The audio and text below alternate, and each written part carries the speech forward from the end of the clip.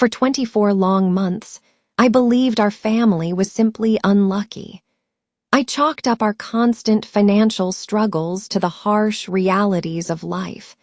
Modest paychecks stretched thin by soaring bills, birthdays marked with decorations from the dollar store because it was all we could manage. But the truth, I would soon discover, was infinitely more sinister. Every school field trip missed, every meal I skipped to ensure our children ate their fill, every exhausting late-night delivery shift I took wasn't a product of fate.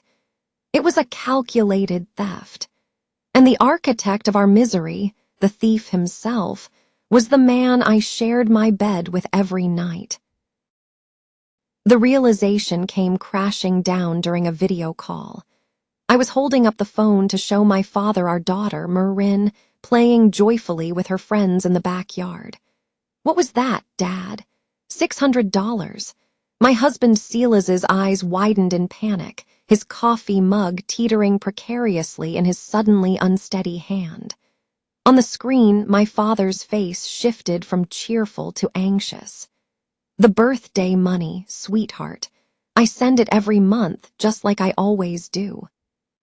I let out a nervous, confused laugh. "Dad, I think you must be mistaken.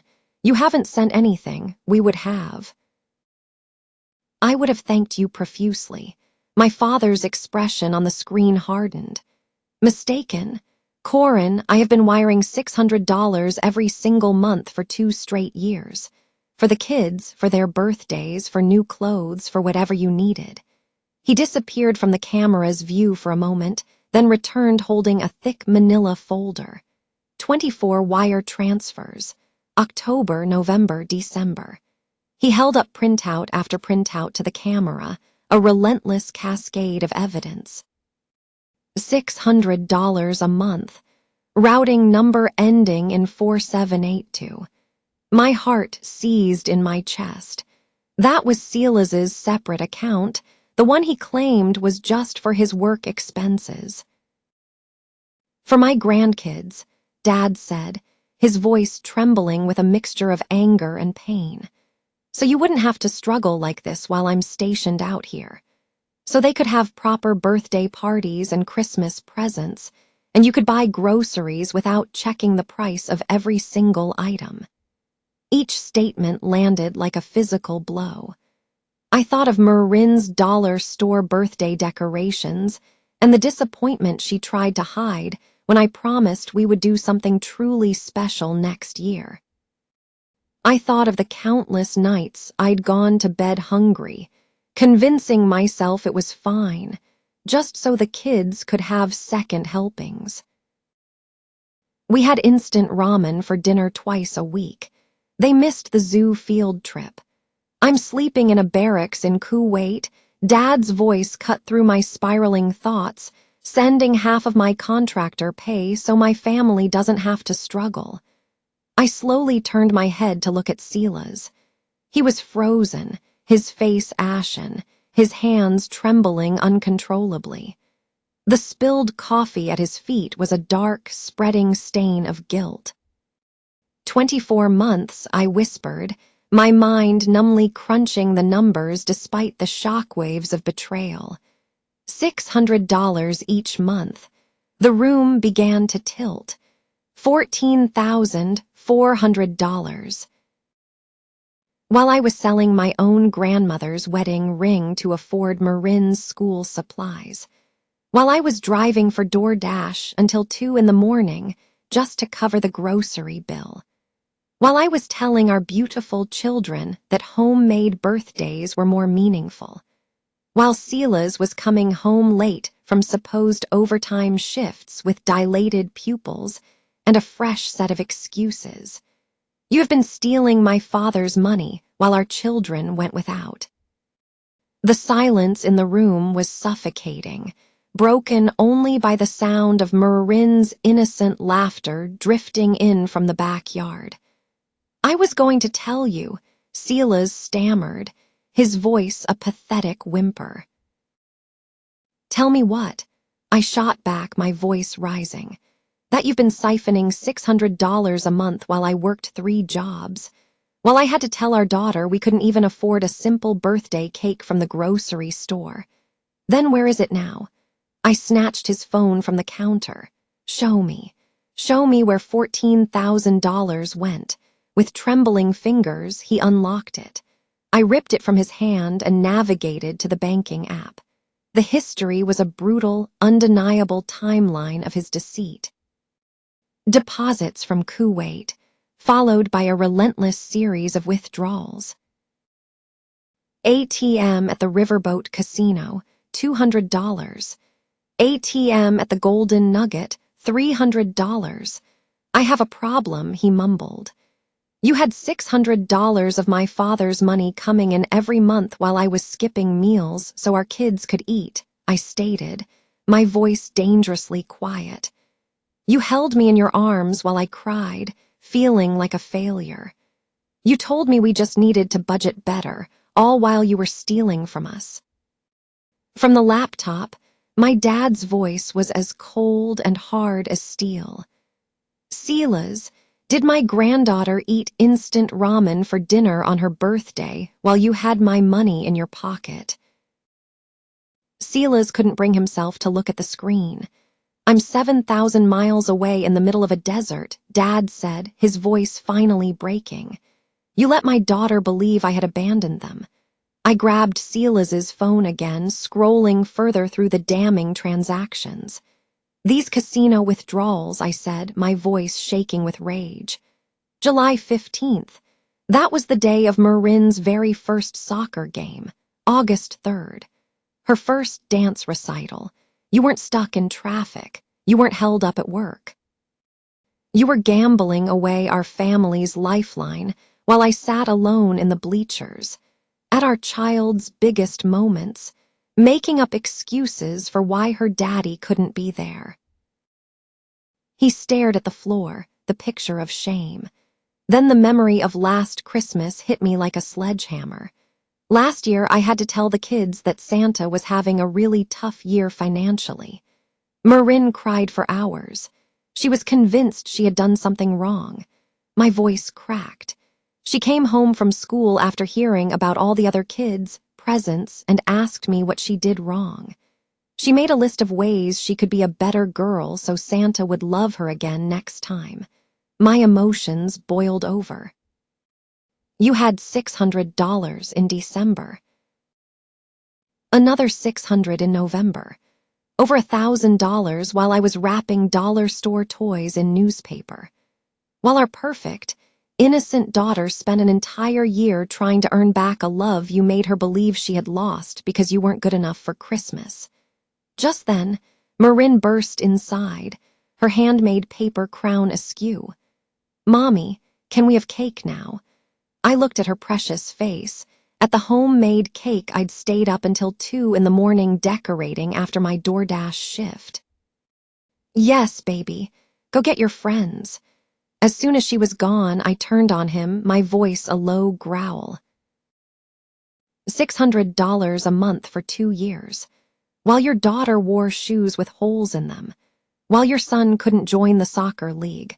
While I skipped lunch every single day just to save $5. My dad's voice sliced through the tension like a blade. I'm on the next flight home, taking emergency family leave. 24 months of wire fraud, Silas's face turned a sickly shade of gray. Corin, please pack the kids' things tonight, Dad added, his tone softening for me. You're done struggling alone. I will be there in 18 hours. My gaze fell on Marin's birthday crown on the counter, crafted from paper plates and aluminum foil. She had no idea her grandfather had sent money for a real one, a beautiful one. You didn't just steal money, I said, my voice eerily calm. You stole their relationship with him. Marin thinks her grandpa doesn't care about her. You stole that from her. On the screen, my dad was already pulling on his uniform jacket. My mom was visible in the background, speaking urgently into another phone. I could just make out the words forensic accountant. 18 hours, Dad repeated. And Silas, you had better not be here when I arrive. He ended the call, and when I turned to face Silas, the look in his eyes told me he had no intention of leaving peacefully. My fingers dug into the edge of the counter, my knuckles turning white as Silas took a step toward me, his jaw set and his fists clenched at his sides. The joyous sounds of the birthday party continued in the backyard, a surreal soundtrack to the moment my husband looked like he might actually hurt me for the first time in our marriage. Without looking down, I discreetly slid my phone under the counter and typed a quick message to my dad. Just 3 words. He's getting aggressive. Marin ran back through the door asking for juice boxes, and I forced a smile that felt like it was cracking my face. Silas retreated into the corner as I pulled the drinks from the refrigerator and handed them to her. With her hands full, she bounced back outside, completely unaware that her entire world was about to be torn apart. My thumb found my neighbor's number, and I sent a quick text asking if she was home, just in case I needed a safe place to take the kids. She replied instantly that her door was open if we needed anything, and a small measure of relief washed over me. Silas watched me with cold, calculating eyes, knowing exactly what I was doing. Soon, parents began to arrive to pick up their children. I walked each one to the door with a practiced, cheerful farewell, while Silas loomed silently in the kitchen. When the last mother had finally collected her son, I locked the door behind them with a deliberate, audible click, bracing myself for what was to come. Silas immediately launched into a tirade about how I didn't understand, how he was going to pay it all back. I held up a hand to silence him. I took out my phone, pressed the record button, and placed it on the counter between us, its small red light a blinking sentinel. He paced the kitchen like a caged animal, veering between blaming his stress at work and promising he would get help tomorrow, if only I would give him one more chance. I let him talk, let the phone capture every pathetic excuse, every self-serving justification. When he finally admitted to taking the money, but insisted it was just borrowing, my stomach churned, but I kept my expression perfectly neutral. When the kids wandered in asking about dinner, I told them we were having a special sleepover in Mommy's room tonight, framing it as a grand adventure.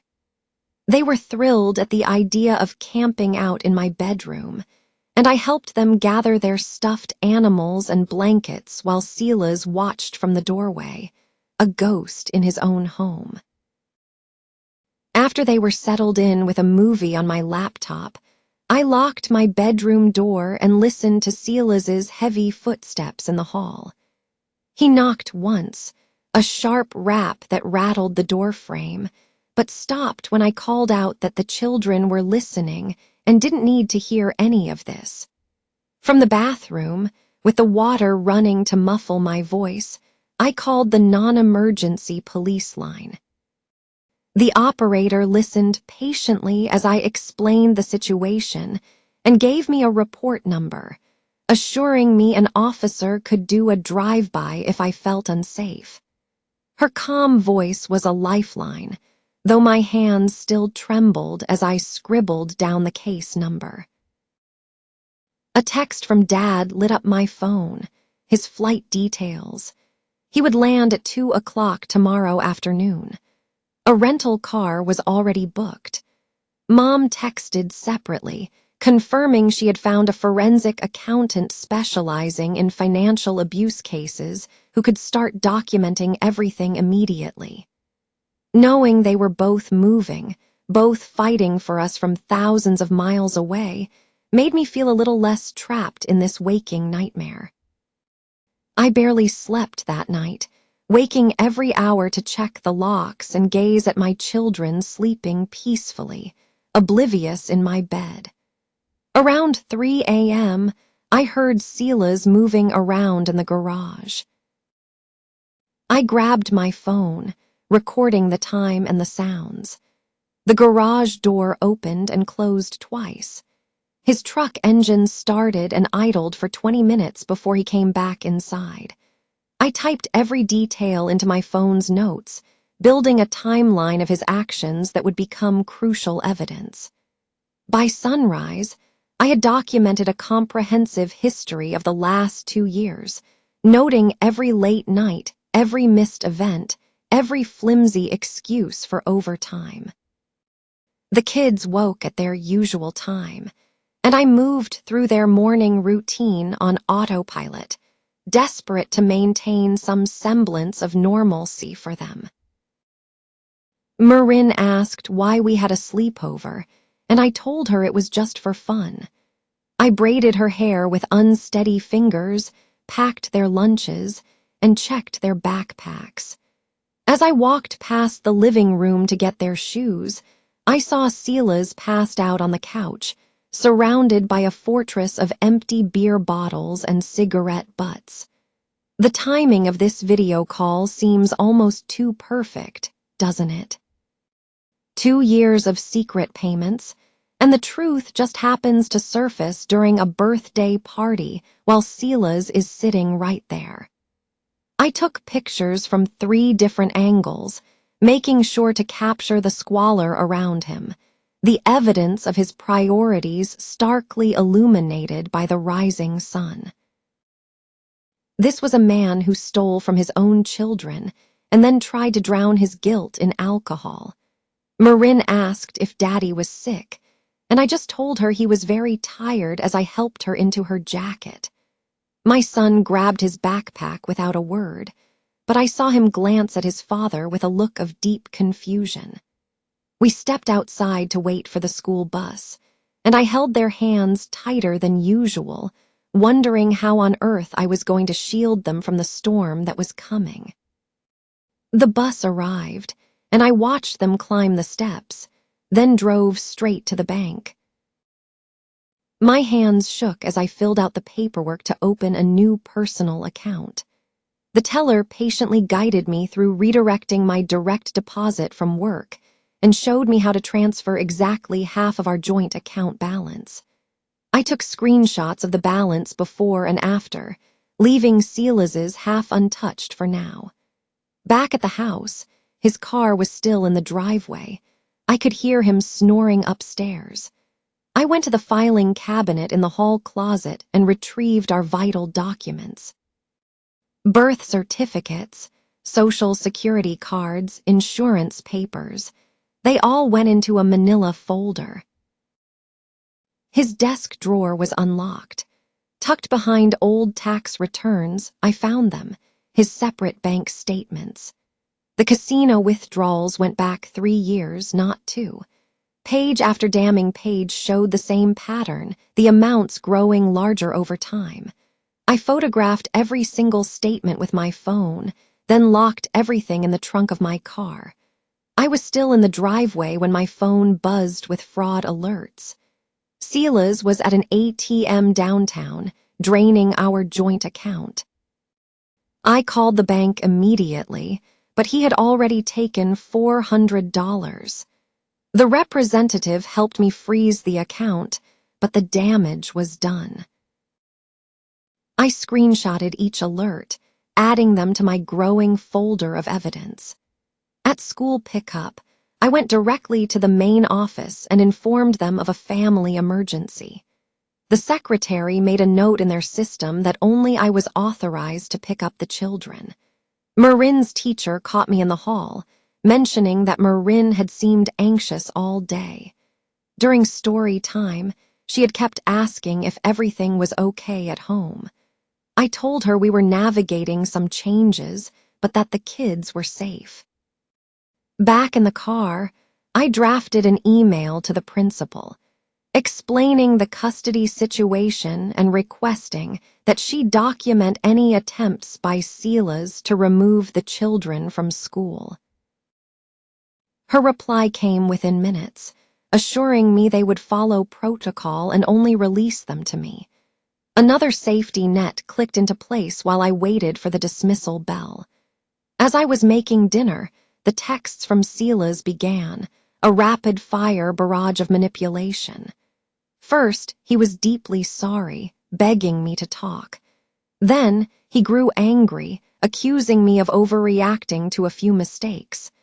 Within an hour, he was threatening to take the kids if I didn't stop being so dramatic. I screenshotted every single message, highlighting the ones where he used the word take. In 60 minutes, his messages had cycled from remorse to blame to outright threats. I called legal aid and made an appointment for the next morning with a lawyer named Rose Donnelly. She listened to my entire story without interruption, then immediately began filling out paperwork for an emergency protective order. She warned me the process could take a few days, but affirmed that I was doing everything right. She had seen this pattern 100 times before: the theft, the gambling, the threats. I spent the rest of the afternoon writing down every detail I could remember. Every birthday he missed, claiming overtime when he was at a casino. Every night I went to bed hungry so the kids could eat while he had cash in his pocket. Every field trip they missed because we couldn't afford the fee. My hand ached from writing, but getting it all on paper felt like lancing a wound, releasing the poison from my system. Rose read my notes and told me it was powerful evidence for the custody battle ahead. Around dinner time, Silas must have realized I'd frozen the joint account. A new text arrived, accusing me of financial abuse. 20 minutes later, I got a notification that he'd taken a $2,000 cash advance on our shared credit card. The transaction location, the casino ATM, of course. I called to freeze that card too, but the money was already gone. That brought his total theft to $16,400, counting my father's money and now this. Dad called from his layover in Germany while the kids were in the bath. His voice was weary but sharp, asking for updates on every detail. His voice cracked when I told him about Marin's birthday party. I could hear my mom in the background, making lists, organizing, a general preparing for war. They were both in full-on protection mode, ready to help us rebuild everything Silas had shattered. The next morning dragged on interminably until finally, at 2:15 p.m., the doorbell rang. There was my dad, standing on our porch in his dusty contractor fatigues, his duffel bag at his feet. My legs gave out, and I clung to the doorframe as the children shrieked with joy and sprinted past me into his arms. He dropped his bag and scooped them both up, hugging them tight, looking over their heads at me with a fierce expression that promised no one would ever hurt us again. Silas must have heard the commotion from the bedroom. I saw him peer around the corner, then shrink back when my dad's gaze fell on him. Dad gently put the kids down, telling them to go play in the backyard for a bit. Then he walked straight to the kitchen table and started pulling documents from his pack. He spread out bank statements, wire transfer receipts, and printed emails, creating a mountain of evidence. Eventually, Silas emerged and sat across from us. Dad's voice was low and steady, but it carried a menacing weight as he went through each payment, one by one, pointing to the dates and amounts. October 15th, $600, while Marin wore shoes with holes. November 3rd, $600, while they ate ramen for dinner. December 1st, $600, while my grandkids thought Santa had forgotten them. Silas kept his eyes fixed on the table, muttering something about addiction being a disease, but Dad silenced him with a look that could have melted steel. After reviewing all 26 transactions, Dad told Silas to pack a bag and leave. Silas crossed his arms defiantly. "This is my house, too." Without a word, Dad pulled out his phone and called the police, requesting a civil standby for a domestic situation. Within 20 minutes, 2 officers arrived. They calmly explained to Silas that while they couldn't force him out permanently tonight, it was strongly recommended that he pack his things and find somewhere else to stay to de-escalate the situation. Grumbling about his rights and how illegal this was, Silas grabbed a trash bag and began stuffing clothes into it. The officers just stood there, watching until he walked out the door. After they left, I couldn't sit still, couldn't even think about sleeping. I gathered all the bank statements and started creating a timeline on poster board with 2 columns. On the left, I listed every hardship we faced, every missed opportunity, every time I had to tell the kids no. On the right, I taped every casino withdrawal Silas made with my father's money.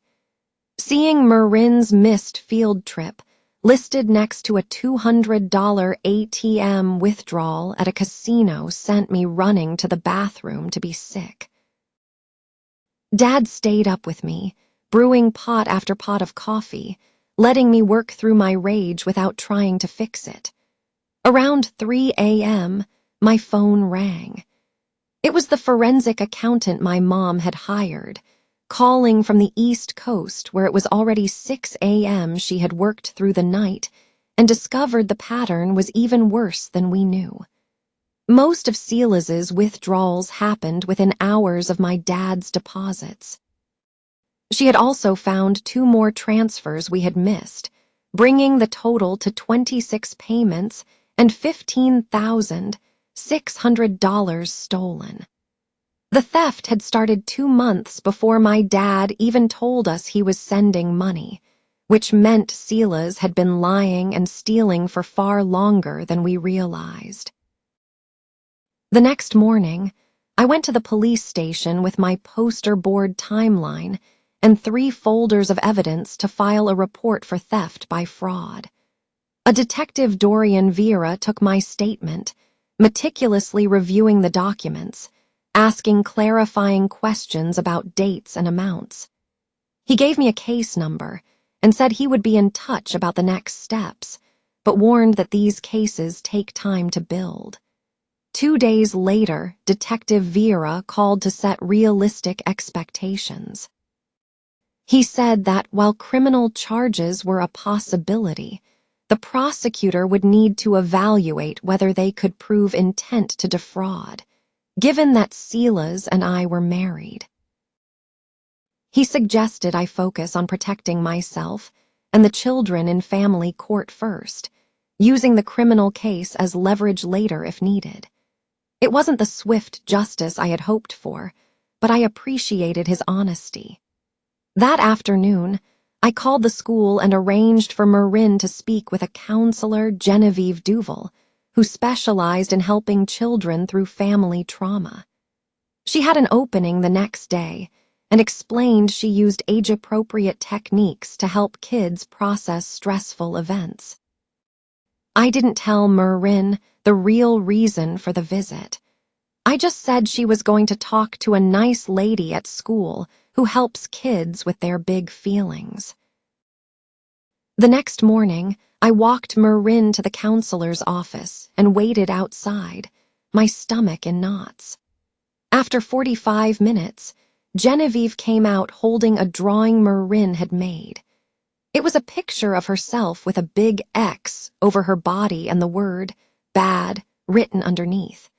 She explained that Marin had internalized the blame for the adult problems, believing she was the reason Santa didn't come and why Daddy wasn't home anymore.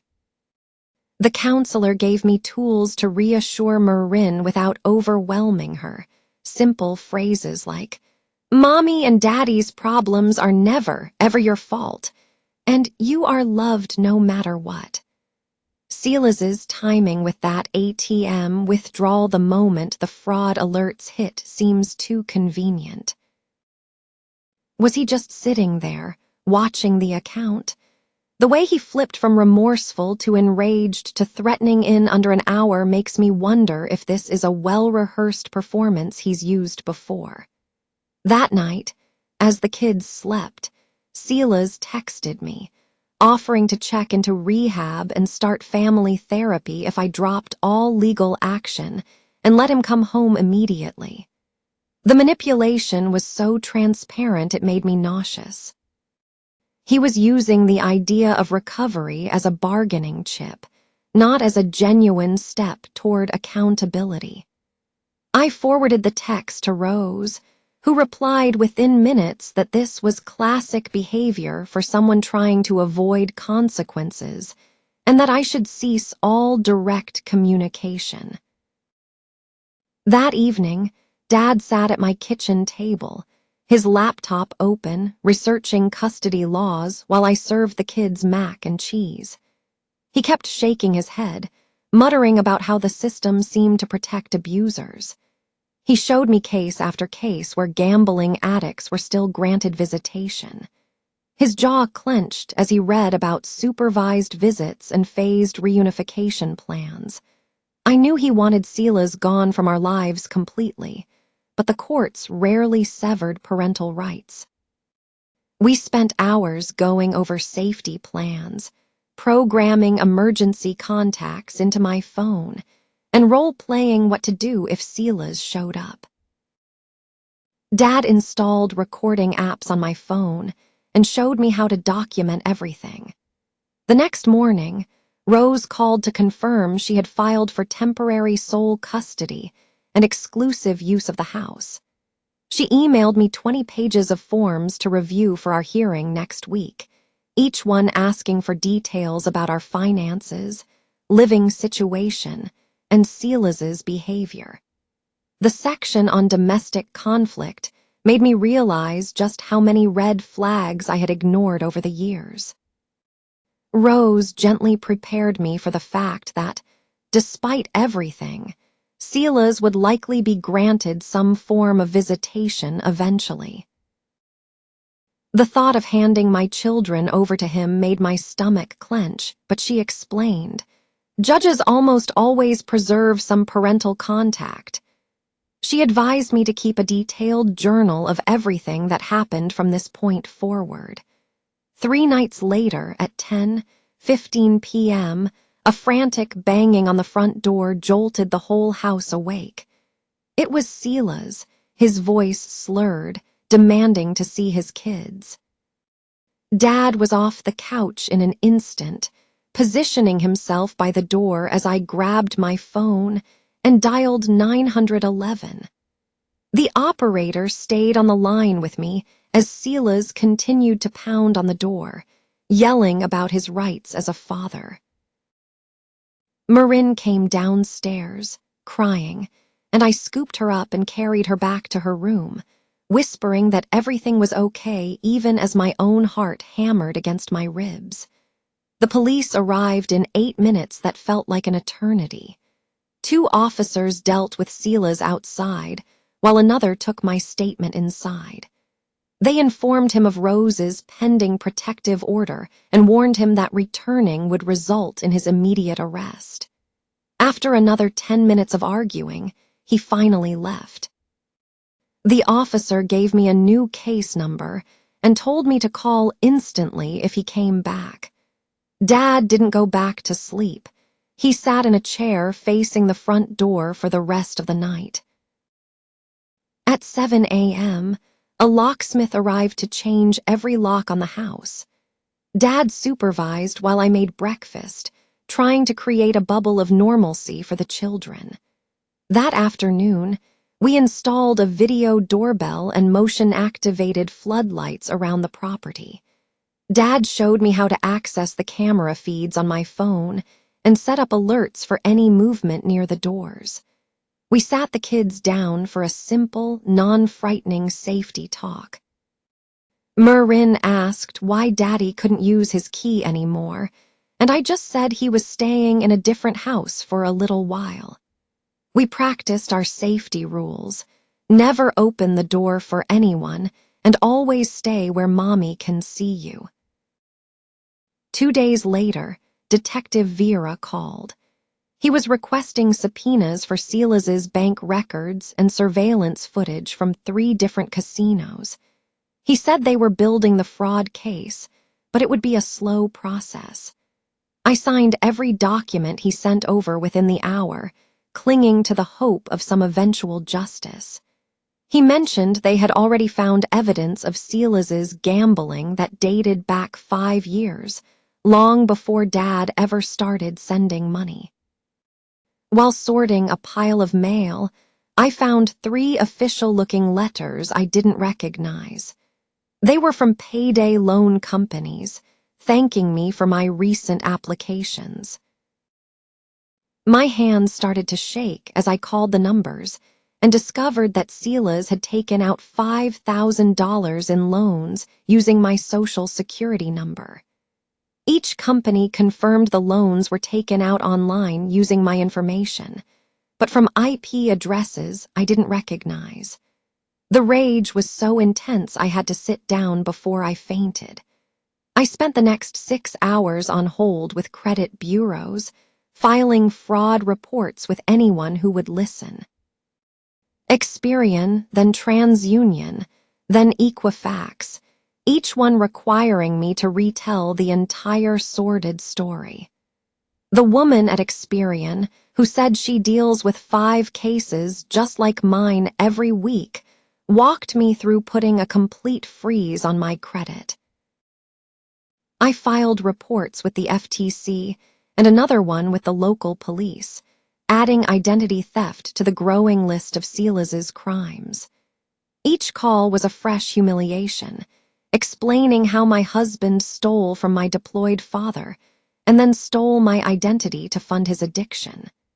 The operator from the 3rd payday loan company said they would need a police report to even begin investigating the fraud. That afternoon, I was back at the station, filling out yet another report. The next day, Genevieve, the school counselor, called with strategies for keeping the kids stable. She emphasized consistent routines, regular bedtimes, mealtimes, and schedules. It felt impossible to act normal when our world was imploding, but she stressed that children crave structure during chaos. She gave me concrete suggestions, like stocking their favorite snacks and keeping our Friday movie night ritual. We went to the park every afternoon. We read the same bedtime stories every night. 4 days later, I got a call from a man named David Ditt, who identified himself as Silas's new addiction counselor. He said Silas had enrolled in an outpatient gambling addiction program and wanted to discuss establishing healthy boundaries during his treatment. David explained that recovery is a long road, that most people relapse multiple times.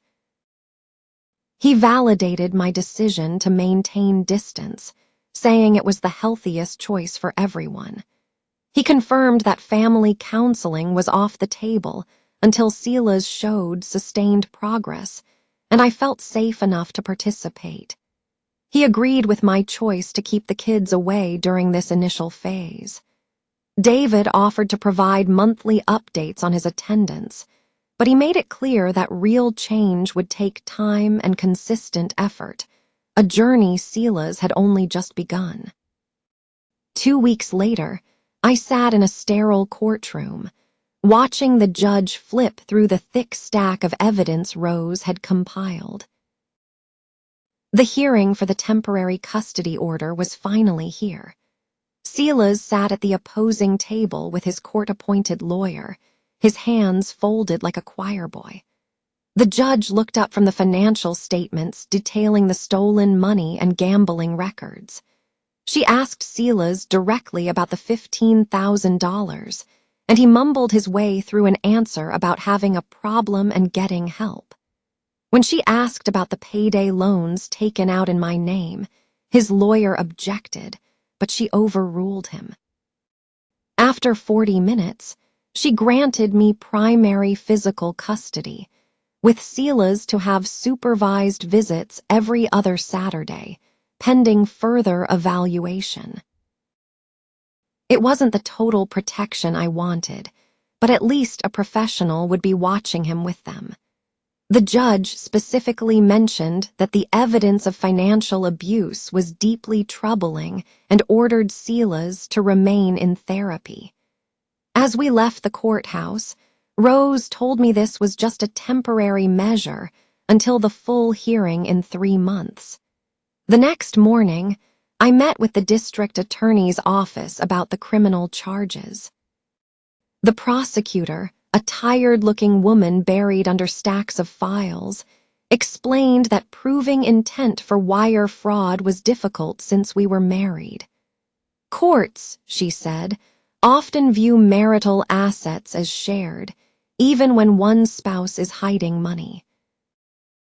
However, the identity theft was a different matter. He had forged my signature and used my social security number without consent. She would pursue those charges, but she warned me it could take months and might only result in probation for a first-time offender. I left feeling frustrated that stealing from your family was somehow a lesser crime than stealing from a stranger. That weekend, Dad sat me down at the kitchen table with a binder full of paperwork. His emergency leave was ending in 3 days. He had to return to Kuwait. He had set up a trust account for the children that I could only access with 2 forms of ID and a notarized signature. Sela's couldn't touch it. Mom was staying for another week to help with logistics and ease the kids into their new reality. Dad made me promise to call him about anything, no matter how small. The supervised visitation center was in a converted office building, with cheerful paint, worn-out toys, and cameras in every corner. Sela's first visit was that Saturday morning. Marin had been asking about Daddy all week. When we arrived, she ran toward him but stopped short when she saw the supervisor sitting in the corner with a clipboard. Sela's tried to act normal, but Marin kept looking at the stranger, asking why she was there. He told her it was just someone to help them play, but Marin wasn't fooled. She stayed close to him for a few minutes, then pulled away, confused by the strange, sterile environment. When I picked her up 2 hours later, she had a full-blown tantrum in the car. Sela's sudden interest in treatment the moment legal consequences appeared makes me wonder if this is a familiar dance for him. How convenient that he finds the path to recovery precisely when accountability comes knocking. She sobbed that she missed her daddy and didn't understand why they needed a babysitter. I held her in the back seat as she cried herself to sleep, my own heart aching for her confusion. That night, my inbox was a torrent of emails from Sela's, long, rambling walls of text that swung wildly between taking responsibility and blaming me for blowing up our family. He claimed his counselor encouraged him to journal his feelings, but instead of keeping it private, he was sending every unfiltered thought to me.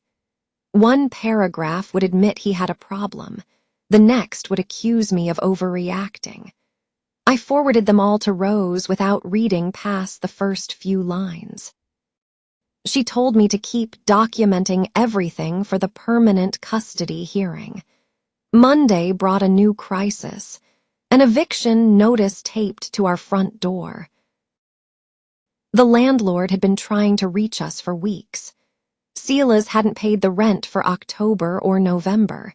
He had just pocketed the money while I was worrying about groceries. We were 2 months behind, owing $3,600 plus late fees. I called the landlord immediately, explaining the situation as I paced the living room. He agreed to a payment plan if I could pay half now and the rest over the next 3 months. Dad wired the money that afternoon, a gesture that filled me with both shame and immense gratitude. That night, I agonized over whether to move back east to be with my parents or to keep the kids in their school for stability. Marin had already lost so much. A mid-year school change felt cruel. Her teacher had mentioned she was struggling, that she needed consistency. So I signed up for 3 grocery delivery apps and started driving every single night after the kids were asleep. When Dad found out, he protested, but I had to regain some sense of independence. The exhaustion was a small price to pay to keep Marin in her familiar classroom with her friends. On Wednesday, Detective Vera called with an update that made me feel physically ill. He had obtained the casino's CCTV footage for the dates I had provided. On October 15th, the timestamp showed Silas laughing at a poker table during the exact time of Marin's first dance performance. I remembered sitting alone in that auditorium, telling the other parents her daddy was stuck at work. The footage from November 3rd was even worse. It showed him celebrating a win with other gamblers during her first soccer game while I cheered alone from the sidelines. Seeing him having fun, completely carefree, while I was holding back tears at our daughter's milestones, it broke something inside me I didn't know was left to break. The following week, David, the counselor, called with concerning news about Silas's treatment compliance. He had missed 2 group sessions, and during the ones he attended, he continued to minimize his addiction and blame external factors. The supervised visitation center also reported that he seemed agitated and distracted during his visits, constantly checking his phone and ending them early. David said his behavior was not indicative of someone fully committed to recovery. That Saturday morning, during Marin's soccer practice, I was helping her tie her cleats when another mom grabbed my arm. She pointed across the field. Silas was standing by the fence, watching. My protective order explicitly forbade him from being within 500 feet of the children's activities. I kept Marin focused on her stretches while my hands shook, dialing 911. Other parents instinctively formed a subtle screen between him and the field. He was gone by the time the police arrived 15 minutes later, but I filed another report, documenting the violation. The officer assured me that these reports would build a clear pattern of his disregard for court orders at the next hearing. 2 days later, I was back in Rose's office, filling out paperwork for a permanent protective order, as she explained how Silas's escalating violations were building a stronger and stronger case for us.